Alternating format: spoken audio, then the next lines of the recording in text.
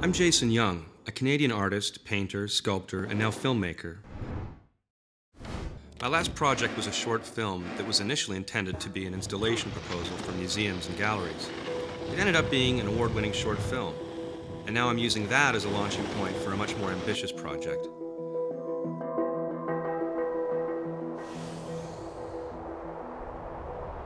So the year is 2054, and in this future, people kind of finally get it.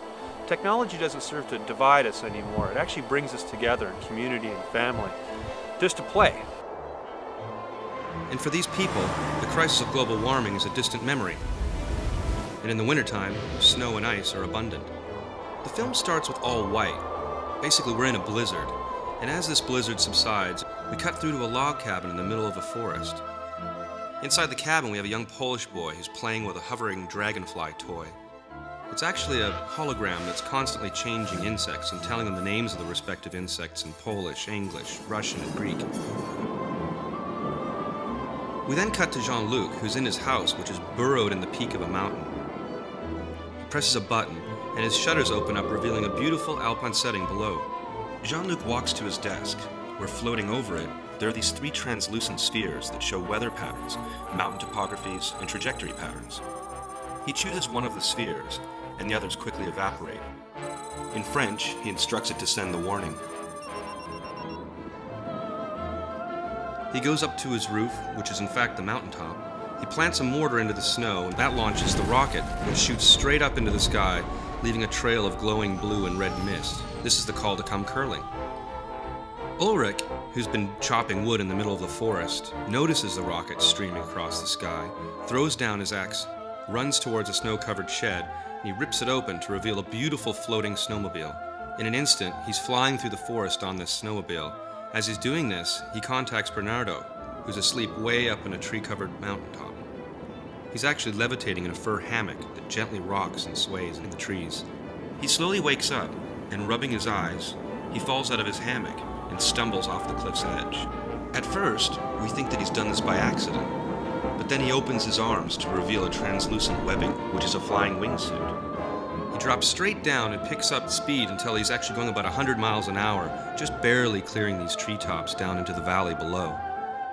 Back on the fireplace mantel of Carol's log cabin, the boy notices the handles glowing, drops his toy, and runs to the window, where he sees the rocket streaming across the sky. Also having noticed the rocket is a group of Scandinavian snowshoers. Their snowshoes are like transparent bows that flex as they land and then explode off the snow, shooting them 20 feet into the air with each stride. We have Monica, who has been getting ready in her Swiss chalet-style hotel. She's chosen to speed skate the entire length of the lake. She knows where to go because she's watched the rocket come down from the sky, hurtling toward an area where the forest slopes down the mountain and gently spills onto the lake. Now the skiers, snowmobilers, snowshoers, and wingsuit flyers, along with Monica, all end up converging. They are all waiting in anticipation of the rocket's impact, but instead of striking the lake and exploding, about 20 feet above, it actually crumples in mid-air and disintegrates into expanding crisp concentric circles. This forms the target for the curling match. Meanwhile, Duque, a Macedonian man, runs to a hut to fill the curling stones.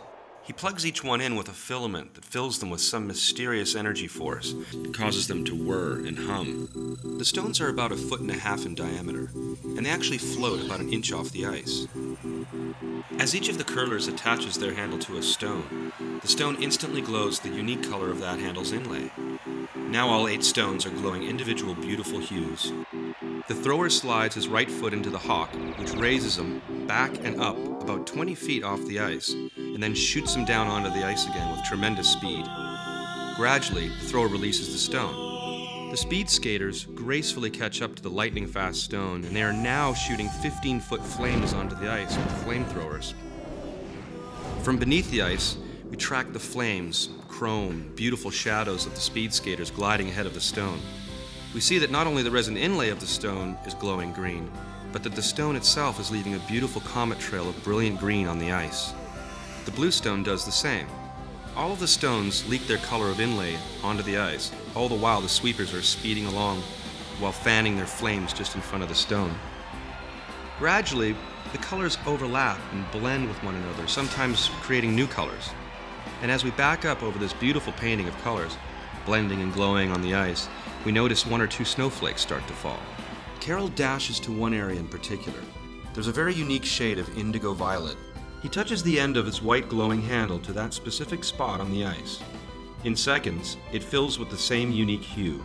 He feels connected, like he's finally part of something bigger than himself. We think it's about the victory, but that's not it. We think maybe that it's about what they've created. Ultimately, it's a beautiful work of art. But since the blizzard starts again, it's covered up, and the act really was just to get together and play.